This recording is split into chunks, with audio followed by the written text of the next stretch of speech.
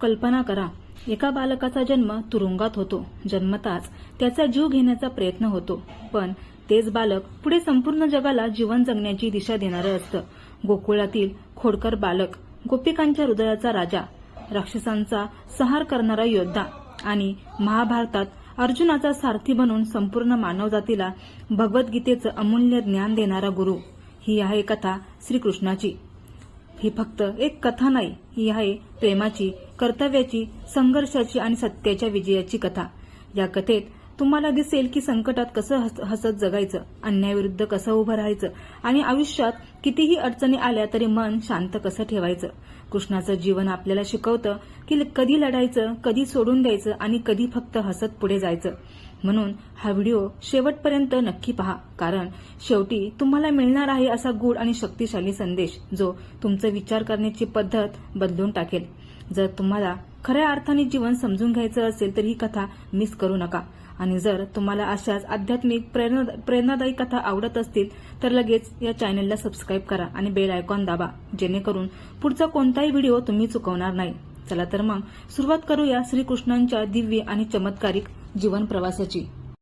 मथुरेच्या पवित्र नगरीत एकेकाळी अत्यंत क्रूर आणि निर्दयी राजा राज्य करत होता. त्याचं नाव होतं कंस. स्वतःच्या बहिणीवर म्हणजेच देवकीवर तो खूप प्रेम करत होता. पण एक दिवस तिच्या लग्नाच्या वेळी आकाशवाणी झाली. देवकीचा 8वा पुत्र कंसाचा वध करेल. ही भविष्यवाणी ऐकताच कंसाच्या मनात भीतीने घर केलं. प्रेमाचा रंग एका क्षणात द्वेषात बदलला. त्याने देवकी आणि तिचे पती वासुदेव यांना कारागृहात टाकलं. एकामागून एक देवकीच्या 6 पुत्रांचा कंसाने निर्दयपणे वध केला. 7व्या वेळी एक अद्भुत चमत्कार घडला.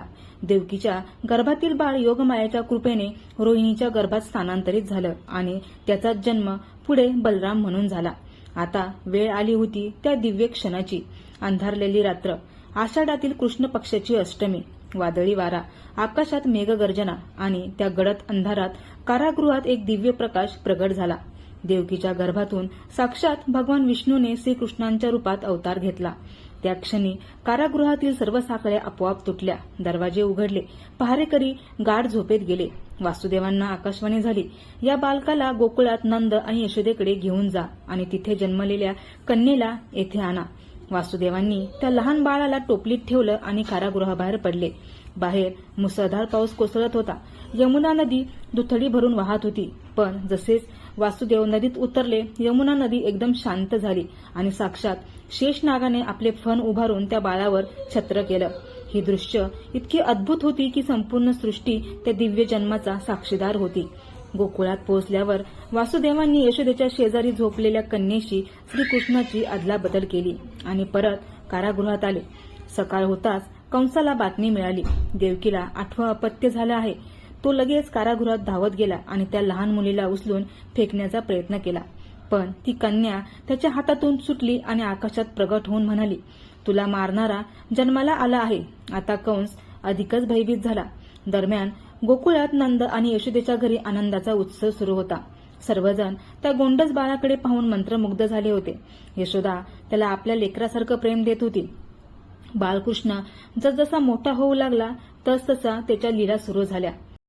तो खूप खट्याळ होता. गोकुळातील प्रत्येक घरात जाऊन लोणी चोरणं, माखन खाणं आणि मग निरागस चेहऱ्याने सगळ्यांना भुलवणं ही त्याची खास सवय होती.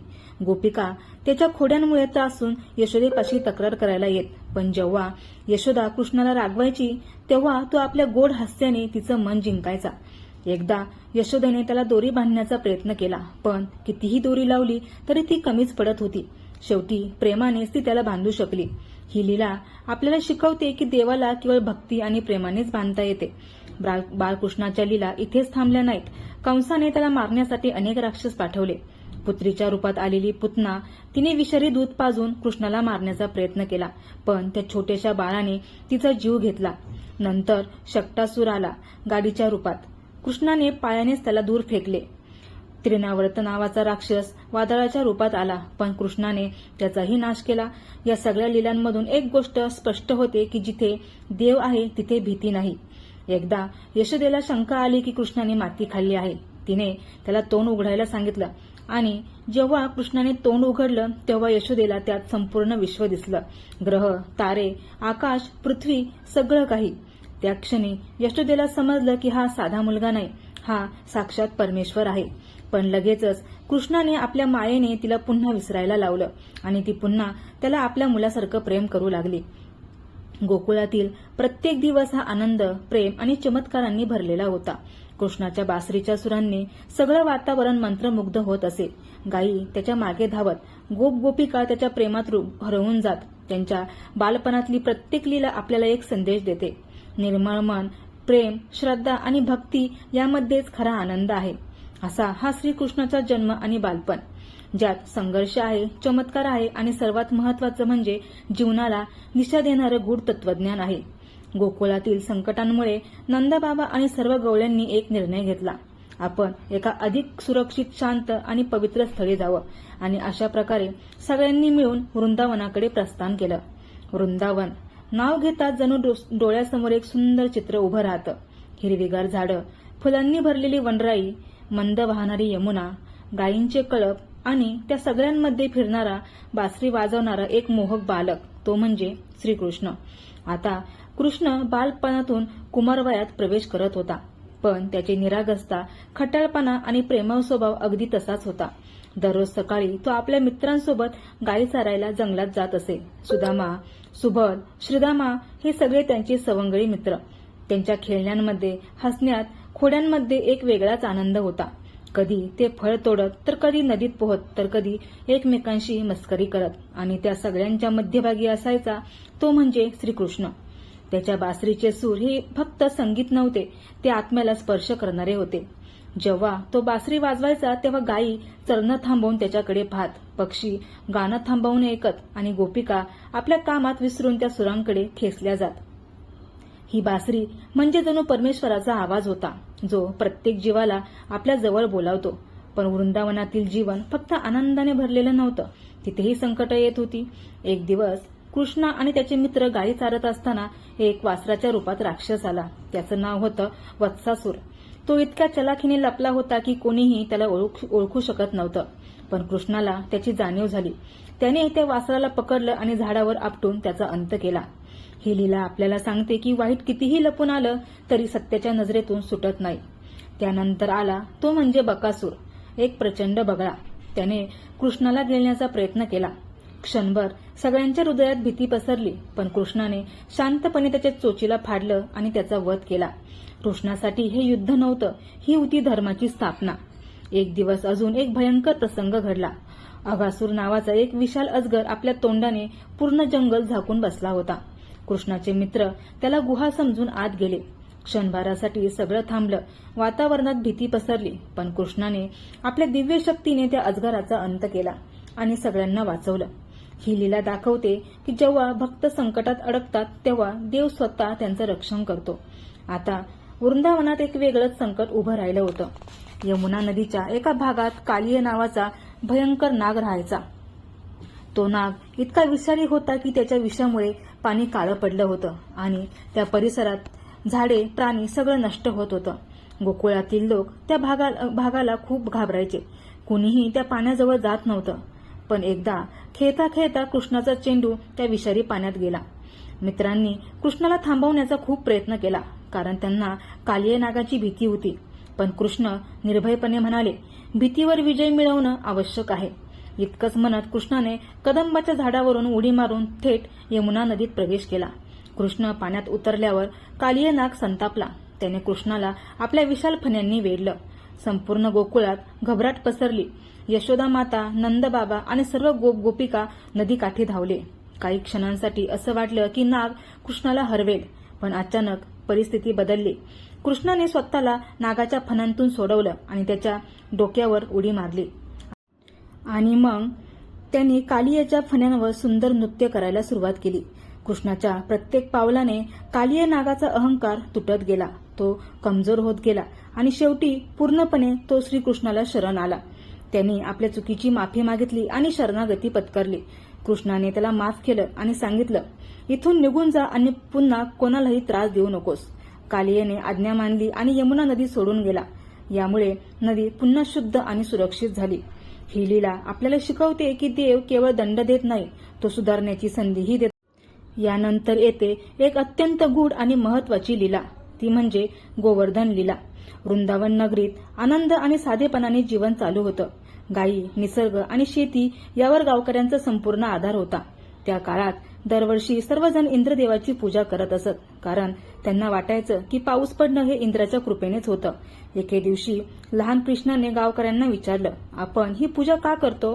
गावकरी म्हणाले, इंद्रदेव पाऊस देतात, त्यामुळे आपलं जीवन चालतं. कृष्ण हसले आणि शांतपणे म्हणाले, आपण प्रत्यक्षात गोवर्धन पर्वत, गायी आणि निसर्गावर अवलंबून आहोत, मग पूजा त्यांचीच केली पाहिजे. कृष्णाच्या या साध्या पण अर्थपूर्ण शब्दांनी गावकऱ्यांच्या मनात बदल झाला. त्यांनी इंद्राची पूजा थांबवून गोवर्धन पर्वताची पूजा केली. त्यांनी पर्वताला अन्न, फळं, फुलं अर्पण केली आणि आनंदाने साजरा केला.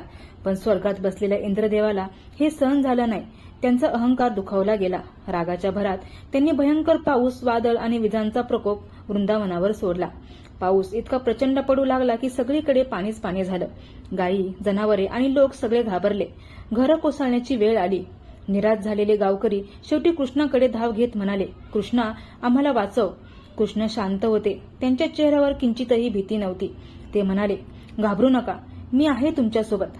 इतकं म्हणत त्यांनी आपल्या लहानशा बोटावर सहजपणे गोवर्धन पर्वत उचलला. सर्व गावकरी, गायी आणि प्राणी त्या पर्वताखाली आसरा घेऊन सुरक्षित राहिले. 7 दिवस आणि 7 रात्री पाऊस अखंड पडत राहिला आणि तितक्याच शांततेने कृष्ण पर्वत धरून उभे राहिले.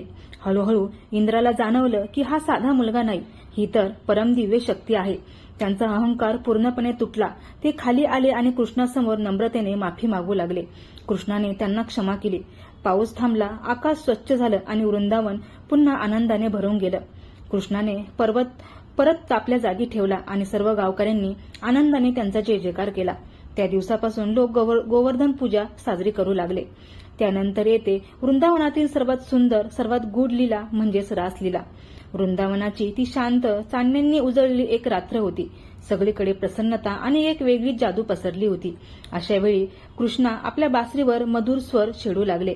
तो स्वर इतका मोहक होता की थेट हृदयाला स्पर्श करत होता. गावातील गोपिका ज्या आपल्या कामात व्यस्त होत्या, त्या सगळं काही विसरून त्या बासरीच्या आवाजाकडे आकर्षित झाल्या. कोणी दूध काढत होती, कोणी घरकाम करत होती, पण त्या सगळ्या कामं अर्धवट सोडून कृष्णाकडे धावत आल्या. त्या वृंदावनातील वनात एकत्र जमल्या. त्यांच्या डोळ्यात प्रेम, भक्ती आणि कृष्णाला भेटण्याची तीव्र इच्छा होती. कृष्णा त्यांना पाहून हसले आणि म्हणाले, तुम्ही रात्री घर सोडून इथे का आलात? तुमचं कर्तव्य नाही का? गोपिका नम्रपणे म्हणाल्या, कृष्णा, आमचं मन, आत्मा आणि सगळं काही तुमच्यातच आहे. आम्ही तुमच्याशिवाय राहू शकत नाही. कृष्णा त्यांच्या या शुद्ध प्रेमाने आनंदित झाले आणि मग सुरू झाली ती दिव्य रासलीला. कृष्णा प्रत्येक गोपीसोबत नाचू लागले. असं वाटत होती की प्रत्येक गोपीसोबत एक एक कृष्ण आहे. प्रत्येक गोपीला वाटत होतं की कृष्ण फक्त माझ्यासोबत आहे. तो क्षण काळाच्या पलीकडचा पूर्ण आनंदाचा होता. चंद्रप्रकाशात, बासरीच्या सुरांत आणि प्रेमांच्या लहरींमध्ये संपूर्ण वृंदावन त्या दिव्य नृत्यात हरवून गेलं. वृंदावनातील प्रत्येक लीला आपल्याला एक शिकवण देते. प्रेम करा पण निस्वार्थ, भक्ती करा पण पूर्ण श्रद्धेने आणि जीवन जगा पण सत्याच्या मार्गावर. असा हा वृंदावनातील कृष्ण, जो कधी खट्टाळ बालक आहे तर कधी राक्षसांचा संहार करणारा वीर आहे आणि कधी प्रेमाचं, भक्तीचं आणि सत्याचं मूर्त रूप आहे. वृंदावनातील आनंद, प्रेम आणि दिव्य लीलांमध्ये दिवस कसे सरत होते ते कोणालाही कळत नव्हतं. पण काळ आपल्या मार्गाने पुढे जात होता आणि आता वेळ आली होती एक मोठं कर्तव्य पूर्ण करण्याची. मथुरेचा अत्याचारी राजा कंस अजूनही जिवंत होता. त्याचा अत्याचार दिवसेंदिवस वाढत होता आणि त्याच्या अंतासाठी श्रीकृष्णाचा अवतार झाला होता. एक दिवस कंसाने एक कपटी योजना आखली. त्याने अक्रूर नावाच्या आपल्या विश्वस्ताला वृंदावनाकडे पाठवलं. अक्रूर मनाने अत्यंत भक्त होता. त्याला माहित होतं कृष्ण हा साधा मुलगा नाही, तो साक्षात परमेश्वर आहे. जेव्हा अक्रूर वृंदावनात पोहोचला तेव्हा त्याने प्रथमच कृष्ण आणि बलरामाचं दर्शन घेतलं. त्या क्षणी तो भावविभोर झाला. त्याच्या डोळ्यांतून आनंदाश्रू वाहू लागले. त्याने नंदबाबांना कंसाचा संदेश सांगितला. मथुरेत एक मोठा धनुर्विद्या उत्सव आहे आणि कृष्ण, बलराम यांना त्यात सहभागी व्हावं लागेल. हा संदेश ऐकताच वृंदावनात एक वेगळंच वातावरण निर्माण झालं. सगळ्यांच्या मनात आनंद नव्हता तर एक अज्ञात भीती होती. गोपिका व्याकुळ झाल्या. त्यांना जाणवत होतं की कृष्ण आता आपल्यापासून दूर जाणार आहे. दुसऱ्या दिवशी सकाळी कृष्ण आणि बलराम मथुरेकडे निघाले. गोपिका रडत होत्या. त्यांना थांबण्याचा प्रयत्न करत होत्या. कृष्णा, आम्हाला सोडून जाऊ नकोस. पण कृष्णा शांत होता. त्याच्या चेहऱ्यावर एक गूढ स्मित होतं, कारण त्याला माहित होतं ही केवळ विरहाची वेळ नाही, ही आहे धर्मस्थापनेची सुरुवात. अक्रूराच्या रथात बसून ते मथुरेकडे निघाले. मार्गात अक्रूराने यमुनेत स्नान करण्यासाठी थांबा घेतला. तो नदीत उतरला आणि जेव्हा त्याने डोळे मिटले तेव्हा त्याला पाण्यातच कृष्णाचं दिव्य स्वरूप दिसलं. तो थक्क झाला. त्याला समजलं की हे सामान्य नाही, हे परम सत्य आहे. मथुरेत पोहोचल्यावर कृष्ण आणि बलरामाने शहरात प्रवेश केला. लोकांनी प्रथमच त्यांना पाहिलं. त्यांचं तेज, त्यांचं सौंदर्य, त्यांचा आत्मविश्वास सगळं काही विलक्षण होतं. रस्त्यात एक घटना घडली. कृष्णाने एका गर्विष्ठ धोबीकडे कपडे मागितले, पण त्याने नकार दिला. क्षणात कृष्णाने त्याचा अभिमान चिरटला. पण पुढे एक साधा माळी भेटला. त्याने प्रेमाने फुले अर्पण केली. कृष्णाने त्याला आशीर्वाद दिला. ही दोन घटना आपल्याला शिकवतात की अहंकार नाशाकडे नेतो आणि प्रेम व नम्रता कृपेला आकर्षित करतात. यानंतर कृष्णाने कुवलयापीड नावाच्या विशाल हत्तीचा सामना केला. तो हत्ती अत्यंत क्रूर होता, पण कृष्णाने त्याला सहज पराभूत केलं.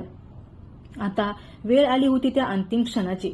मथुरेचा राजा कंस आपल्या आयुष्याच्या प्रत्येक क्षणी भीतीत जगत होता, कारण त्याला आधीच भाकीत मिळालं होतं की त्याचा अंत कृष्ण याच्या हातूनच होणार आहे. ही भीती त्याला शांत बसू देत नव्हती.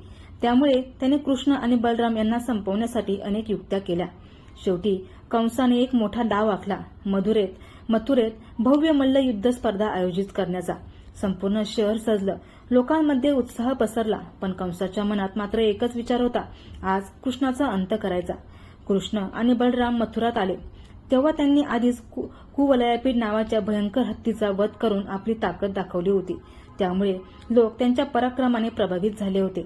रंगभूमीत प्रवेश करताच लोकांच्या नजरा कृष्णावर खिळून राहिल्या. त्यांचा तेजस्वी चेहरा, आत्मविश्वास आणि शांतता पाहून अनेकांना आश्चर्य वाटलं. पण काहींना हे युद्ध अन्यायकारक वाटत होतं, कारण एका बाजूला लहान वयाचे कृष्ण बलराम आणि दुसऱ्या बाजूला प्रचंड शक्तिशाली मल्ल होते. कंसाने आपल्या सर्वात बलवान मल्लांना मैदानात उतरवलं. चानुरा आणि मुष्टिका हे दोघेही अत्यंत शक्तिशाली, क्रूर आणि निर्दयी होते. त्यांनी अनेक योद्ध्यांना पराभूत केलं होतं. युद्ध सुरू झालं. चानूरने कृष्णाला थेट आव्हान दिलं. त्याने गर्जना केली आणि प्रचंड ताकदीने कृष्णावर झेप घेतली. त्याचा उद्देश स्पष्ट होता, कृष्णाला पकडून चिरडून टाकायचं. पण कृष्ण शांत होते. त्यांच्यात किंचितही भीती नव्हती. ते चपळाईने चानूरचे प्रत्येक हल्ले टाळत होते. कधी डावीकडे तर कधी उजवीकडे, कधी झपाट्याने मागे. त्यांची हालचाल इतकी वेगवान होती की चानूर गोंधळून गेला. दरम्यान दुसऱ्या बाजूला बलराम आणि मुष्टिक यांच्यात जोरदार सामना सुरू होता.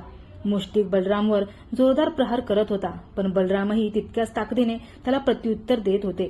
युद्ध अधिक तीव्र होत गेलं. चानूरला राग आला. त्याने पूर्ण ताकदीने कृष्णाला पकडलं आणि हवेत उचलण्याचा प्रयत्न केला. क्षणभर सगळ्यांचा श्वास रोखला गेला, पण पुढच्या क्षणी कृष्णाने स्वतःला त्याच्या पकडीतून सोडवलं. ते झपाट्याने चानूरच्या मागे गेले. त्याला घट्ट पकडलं आणि जोरात फिरवू लागले. आणि मग एका जबरदस्त वेगाने त्यांनी चानूरला जमिनीवर आपटलं. त्या प्रचंड आघाताने चानूरचा जीव गेला. त्या क्षणी संपूर्ण रंगभूमी हादरली. दुसऱ्या बाजूला बलरामानेही मुष्टिकवर जोरदार प्रहार केला. मुष्टिक डगमगला. पुन्हा उभ्या राहण्याचा प्रयत्न केला, पण बलरामाच्या आणखी एका प्रहाराने तोही जमिनीवर कोसळला आणि त्याचाही अंत झाला. क्षणभर शांतता पसरली आणि मग अचानक संपूर्ण मथुरा जय श्रीकृष्ण या घोषणांनी दमदमून गेली. लोक आनंदाने ओरडू लागले, कारण त्यांनी अन्यायाचा अंत स्वतःच्या डोळ्यांनी पाहिला होता. कृष्णा आणि बलराम यांनी चानूर आणि मुष्टिक यांचा पराभव केला. संपूर्ण नगरी आनंदाने भरून गेली होती. लोकांच्या चेहऱ्यावर आश्चर्य आणि आनंद दोन्ही दिसत होते. पण त्या आनंदाच्या लाटेमागे एक चेहरा मात्र भीतीने फिकट झाला होता. तो म्हणजे कंस. राजसिंहासनावर बसलेला कंस आतून हादरलेला होता. त्याला आठवत होतं ते भाकीत, देवकीचा 8वा पुत्र तुझा वध करेल. आणि आता तोच पुत्र त्याच्यासमोर उभा होता. कंसाचा राग उफाळून आला. भीती लपवण्यासाठी तो जोरात ओरडला, सैनिकांनो, या कृष्ण आणि बलरामाला पकडा. त्यांना मथुरेबाहेर फेका आणि वासुदेव देवकीला ठार मारा. पण आता परिस्थिती बदलली होती. कोणताही सैनिक पुढे यायला तयार नव्हता. सगळे कृष्णाच्या तेजाने आणि पराक्रमाने स्तब्ध झाले होते. कृष्ण शांतपणे उभे होते, पण त्यांच्या नजरेत एक प्रचंड निर्धार होता. क्षणाचाही विलंब न करता त्यांनी राजसिंहासनाकडे झेप घेतली. कंसाला हे पाहून घबराट झाली. तो सिंहासनावरून उठला आणि पळण्याचा प्रयत्न करू लागला. पण नियतीपासून कुणीही पळू शकत नाही. कृष्णाने झपाट्याने पुढे जाऊन कंसाला पकडलं. त्याच्या केसांना धरून त्याला जोरात सिंहासनावरून खाली ओढलं. तो क्षण इतका तीव्र होता की संपूर्ण दरबार निशब्द झाला, जणू कालही थांबला होता. कृष्णाने कंसाला जमिनीवर आपटलं आणि त्याच्या छातीवर बसून जोरदार प्रहार केला आणि क्षणातच कंसाचा अंत झाला. क्षणभरासाठी संपूर्ण मथुरा शांत झाली. ज्याने वर्षानुवर्षे लोकांना भीतीत ठेवलं तो अत्याचारी राजा आता संपला होता. हळूहळू लोकांना हे सत्य समजायला लागलं आणि मग अचानक संपूर्ण नगरी जय श्रीकृष्ण या घोषणांनी दुमदुमून गेली. आनंद, समाधान आणि मुक्ती सगळे एकाच वेळी अनुभवायला मिळत होतं. कृष्णा आणि बलराम लगेच कारागृहाकडे गेले. तिथे त्यांच्या आई वडिलांना, वासुदेव आणि देवकी यांना वर्षानुवर्षे कैदेत ठेवलं होतं. कृष्णाने कारागृहाचे दरवाजे उघडले. आई वडिलांना पाहताच त्यांनी नम्रतेने त्यांच्या चरणी मस्तक ठेवलं. तो क्षण अत्यंत भावनिक होता, जिथं परमेश्वर स्वतः पुत्राच्या रूपात आपल्या आई वडिलांसमोर उभा होता. देवकी आणि वासुदेव त्यांच्या डोळ्यात अश्रू होते, दुःखाचे नव्हे तर आनंदाचे. यानंतर कृष्णाने कंसाचा पिता उग्रसेन यांना पुन्हा राजसिंहासनावर बसवलं. मथुरेत पुन्हा न्याय, धर्म आणि शांतीची स्थापना झाली. लोक आता भीतीमुक्त झाले होते. त्यांच्या जीवनात नव्या आशेचा प्रकाश आला होता. कंसवधानंतर मथुरेत शांतता प्रस्थापित झाली. लोकांना दिलासा मिळाला, पण संकट अजून संपलेलं नव्हतं. कंसाचा सासरा, मगधाचा पराक्रमी राजा जरासंध, त्याला आपल्या जावयाच्या मृत्यूचा बदला घ्यायचा होता. तो पुन्हा पुन्हा मोठ्या सैन्यासह मथुरेवर आक्रमण करू लागला. एकदा नाही, दोनदा नाही, तसं सतत 17 वेळा त्याने हल्ले केले. प्रत्येक वेळी श्रीकृष्ण आणि बलरामाने त्याला पराभूत केलं. पण कृष्णाला हे समजत होतं, ही युद्ध संपणारी नाहीत.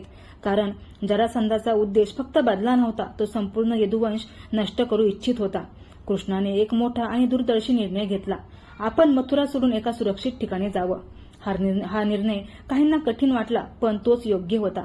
कृष्णाने समुद्रकिनारी एक नवीन नगरी वसवण्याचा विचार केला आणि अशा प्रकारे निर्माण झाली ती म्हणजे द्वारका. ही नगरी साधी नव्हती, ती एक अद्भुत, सुव्यवस्थित आणि समृद्ध राजधानी होती.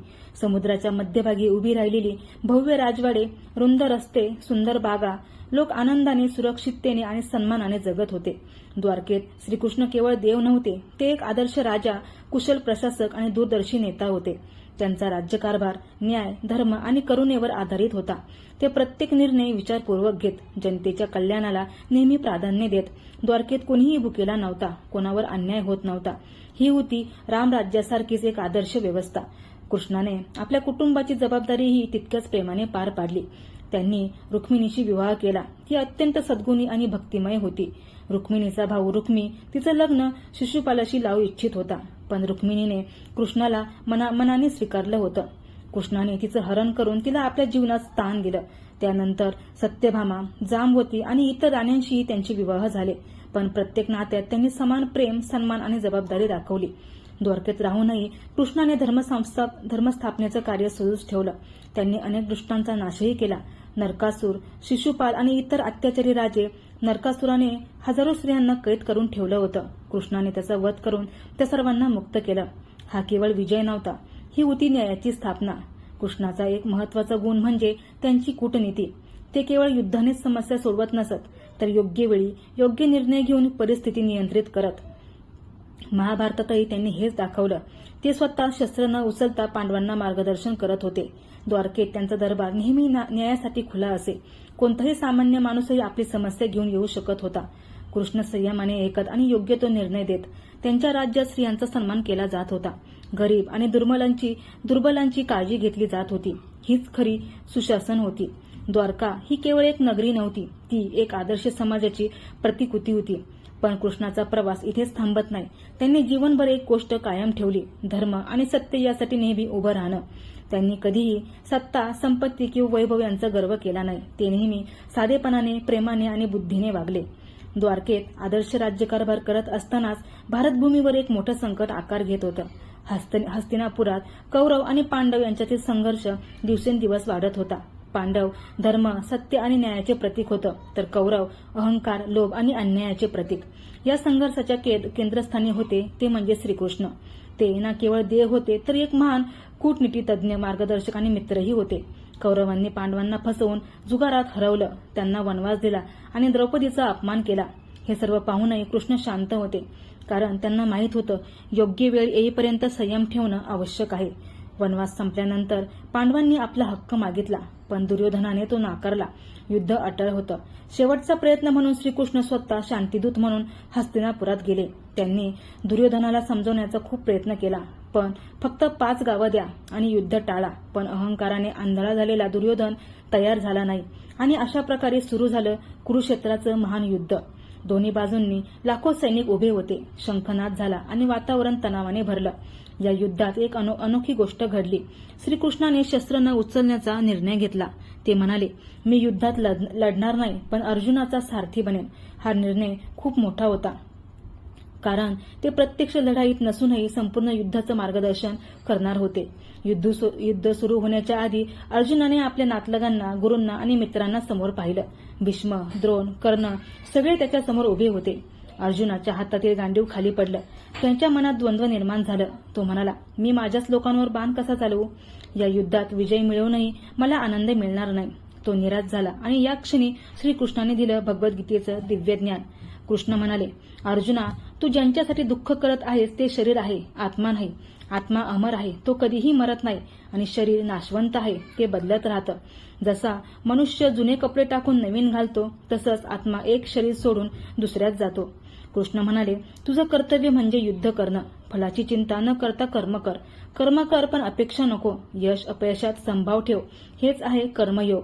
आणि ज्ञानयोग म्हणजे सत्याची ओळख. जो मन, इंद्रिय आणि बुद्धीवर नियंत्रण ठेवतो तो खरा ज्ञानी. अज्ञानामुळे माणूस दुःखी होतो. ज्ञान म्हणजे स्वतःला ओळखणं. कृष्ण म्हणाले, जो मला प्रेमाने आठवतो मी त्याच्यासोबत असतो. कृष्णाने अर्जुनाला आपले विराट रूप दाखवलं. त्या रूपात संपूर्ण सृष्टी होती. सूर्य, चंद्र, ग्रह, तारे, सर्व योद्धे आणि त्यांचा अंतही. अर्जुन थक्क झाला. त्याला समजलं हे सर्व पूर्वनियोजित आहे. गीतेचं ज्ञान मिळाल्यानंतर अर्जुन पुन्हा उभा राहिला. त्याने आत्मविश्वासाने युद्ध सुरू केलं. श्रीकृष्णाच्या मार्गदर्शनाखाली पांडवांनी एक एक करून कौरवांचा पराभव केला. भीष्मांचा पराभव, द्रोणांचा अंत आणि कर्णाचा वध. शेवटी दुर्योधनाचाही पराभव झाला. धर्माचा विजय झाला आणि अधर्माचा नाश झाला. परिस्थिती कितीही कठीण असली तरी कर्तव्य सोडू नका. मन शांत ठेवा आणि समतोल ठेवा. विश्वास ठेवा. प्रत्येक गोष्टीमागे एक कारण असतं. आणि सर्वात महत्वाचं म्हणजे कर्म करत राहा. फळाची चिंता करू नका. श्रीकृष्ण हे केवळ देव नाहीत, तो एक मार्गदर्शक आहेत. जीवन जगण्याची ते कला शिकवणारे गुरु आहेत. महाभारताचं महायुद्ध संपल्यानंतर पृथ्वीवर एक वेगळी शांतता पसरली होती. धर्माचा विजय झाला होता, पण त्या विजयामागे असंख्य जीवांचा बळी गेला होता. युद्धानंतर कृष्ण द्वारकेत परतले. बाहेरून सगळं सुरळीत होतं. राज्यकारभार चालू होता. लोक सुखी होते. वैभव वाढत होतं. पण या सगळ्या शांततेच्या मागे एक सखोल सत्य दडलेलं होतं. कृष्णाला ठाऊक होतं की त्याच्या अवताराचं कार्य आता पूर्णत्वाला पोहोचणं आहे आणि हळूहळू या पृथ्वीवरील त्यांचा प्रवास संपत चालला आहे. काळ पुढे सरकत गेला आणि एक दिवस एक घटना घडली जी संपूर्ण यदुवंशाच्या विनाशाची बीज बनली. द्वारकेत काही यदुवंशी तरुणांनी ऋषींची थट्टा करण्याचा विचार केला. त्यांनी एका युवकाला स्त्रीप्रमाणे सजवलं आणि ऋषींना विचारलं की ही स्त्री काय जन्म देईल. हा विनोद त्यांना फार महागात पडला. ऋषींना हा अपमान सहन झाला नाही आणि त्यांनी क्रोधाने शाप दिला की यांच्या पोटातून लोखंडी मुसळ जन्माला येईल आणि त्या मुसळामुळे तुमचा संपूर्ण वंश नष्ट होईल. सुरुवातीला हे ऐकून सगळे घाबरले, पण त्यांना वाटलं की हा फक्त शाप आहे, प्रत्यक्षात काही होणार नाही. मात्र काही काळानंतर तो शाप खरा ठरला. त्या युवकाच्या पोटातून खरोखरच लोखंडी मुसळ बाहेर आलं. यदुवंशीय घाबरले. त्यांनी ते मुसळ तुकडे करून समुद्रात फेकून दिलं. जणू संकट टाळण्याचा प्रयत्न केला, पण नियतीला टाळणं शक्य नसतं. त्या लोखंडाच्या कणांपासून समुद्रकिनारी गवत उगवलं आणि काळाच्या ओघात त्याच गवतामध्ये विनाशाचं बीज वाढत राहिलं. वर्ष लोटली. द्वारका अधिक समृद्ध झाली, पण त्याचबरोबर यदुवंशात अहंकार, उन्मत्तपणा आणि मद्यपान वाढू लागलं. बाहेरून ते शक्तिशाली होते, पण आतून हळूहळू ढासळत होते. एक दिवस सर्व यदुवंशी समुद्रकिनारी एकत्र आले. तिथे त्यांनी मद्यपान केलं आणि एका क्षुल्लक कारणावरून वाद सुरू झाला. वाद इतका वाढला की त्यांनी आजूबाजूचं गवत उपटलं आणि आश्चर्य म्हणजे तेच गवत लोखंडासारखं कठीण बनलं. काही क्षणातच ते शस्त्रांमध्ये बदललं आणि भीषण युद्ध सुरू झालं. भाऊ भावावर तुटून पडला. मित्र मित्राचा शत्रू झाला आणि काही वेळातच संपूर्ण यदुवंश एकमेकांच्या हातून नष्ट झाला. हा विनाश बाहेरून कुणी केला नव्हता, तो त्यांच्या स्वतःच्या अहंकाराचा परिणाम होता. कृष्ण हे सगळं शांतपणे पाहत होते. त्यांनी हा विनाश थांबवण्याचा प्रयत्न केला नाही, कारण त्यांना माहीत होतं की हे सगळं नियतीचा भाग आहे. पृथ्वीवरील भार पूर्णपणे कमी करण्यासाठी हा शेवट आवश्यक होता. त्यानंतर कृष्ण हळूहळू एकटेच जंगलात गेले. त्यांनी कोणताही गाजावाजा केला नाही, कोणालाही सांगितलं नाही. फक्त शांतपणे एका वृक्षाखाली जाऊन ध्यानात बसले. त्यांच्या चेहऱ्यावर अपार शांतता आणि समाधान होतं. जणू त्यांनी आपलं सर्व कर्तव्य पूर्ण केलं आहे. त्यावेळी जरा नावाचा एक शिकारी तिथे शिकार शोधत फिरत आला. त्याला दुरूनच कृष्णाचा पाय दिसला आणि तो हरिण आहे असं समजून त्याने बाण सोडला. बाण कृष्णाच्या पायाला लागला. शिकारी जवळ आला आणि जेव्हा त्याने पाहिलं की तो भगवान श्रीकृष्ण आहे तेव्हा तो घाबरून गेला आणि थरथर कापू लागला आणि त्यांच्या चरणी पडून क्षमा मागू लागला. त्यावेळी कृष्णाने त्याला शांत केले आणि प्रेमाने सांगितले की तू काही चुकीचं केलं नाहीस, हे सगळं नियतीनुसार घडलं आहे. त्यांनी त्याला क्षमा केली आणि त्याला मोक्ष दिला. यानंतर कृष्णाने शांतपणे डोळे मिटले आणि आपला देह सोडला. तो एक साधा मृत्यू नव्हता, तर परमात्म्यात विलीन होण्याचा दिव्य क्षण होता. त्यांच्या जाण्यानंतर काही काळातच द्वारका नगरी समुद्रात बुडाली. भव्य, सुंदर आणि समृद्ध नगरी एका क्षणात नाहीशी झाली. जणू एक संपूर्ण युग संपलं. ही कथा आपल्याला खूप मोठा संदेश देते की जीवनात कितीही वैभव, शक्ती किंवा यश मिळालं तरी अहंकार वाढला तर विनाश निश्चित असतो.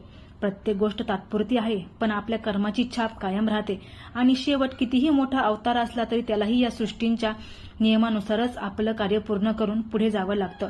श्रीकृष्ण आपल्याला शिकवतात की जीवन हा एक प्रवास आहे, त्यात आपलं कर्तव्य प्रामाणिकपणे पूर्ण करा, अहंकार टाळा आणि योग्य वेळ आली की सर्व काही शांतपणे सोडून द्या, कारण शेवट म्हणजेच एका नवीन सुरुवातीची सुरुवात असते.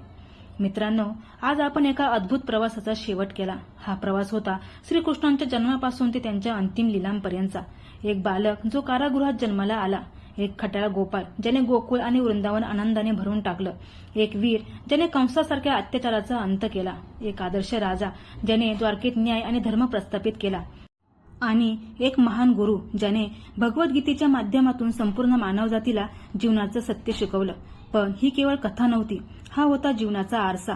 हा होता आपल्या प्रत्येक प्रश्नाचं उत्तर. कृष्णाने आपल्याला शिकवलं की संकट येणारच, पण त्याच्यासमोर हार मानायची नाही. त्यांनी दाखवलं की प्रेम म्हणजे केवळ भावना नाही, तर पूर्ण समर्पण आहे. त्यांनी सांगितलं की कर्म करत राहा, फळाची चिंता करू नका, आणि सर्वात महत्त्वाचं, धर्माच्या मार्गावर चालणाऱ्याचा शेवट नेहमी विजयच असतो. मित्रांनो, कृष्णाचं जीवन इतकं गूढ आहे तितकंच सोपंही आहे. तो कधी बासरी वाजवणारा प्रेमळ सखा आहे, तर कधी रणांगणात उभा असलेला मार्गदर्शक आहे, आणि कधी आपल्या मनातला एक शांत आवाज आहे जो आपल्याला योग्य मार्ग दाखवतो. आजही जेव्हा आपण गोंधळलेले असतो, जेव्हा आयुष्यात निर्णय घ्यायचा असतो, तेव्हा जर आपण मन शांत करून ऐकलं तर आपल्याला त्या आवाजात कृष्ण सापडतो. पण एक प्रश्न आहे, आपण खरंच कृष्णाला समजून घेतलं का? फक्त कथा ऐकणं पुरेसं नाही, त्या शिकवणी आपल्या आयुष्यात उतरवणंही महत्त्वाचं आहे. जर तुम्हाला ही संपूर्ण श्रीकृष्ण मालिका आवडली असेल तर व्हिडिओला लाईक करा, चॅनेलला सबस्क्राईब करा आणि बेल आयकॉन दाबायला विसरू नका. चला तर मग आपणही आपल्या जीवनात कृष्णांच्या शिकवणींचा स्वीकार करूया आणि प्रत्येक परिस्थितीच एकच म्हणूया, जय श्रीकृष्ण.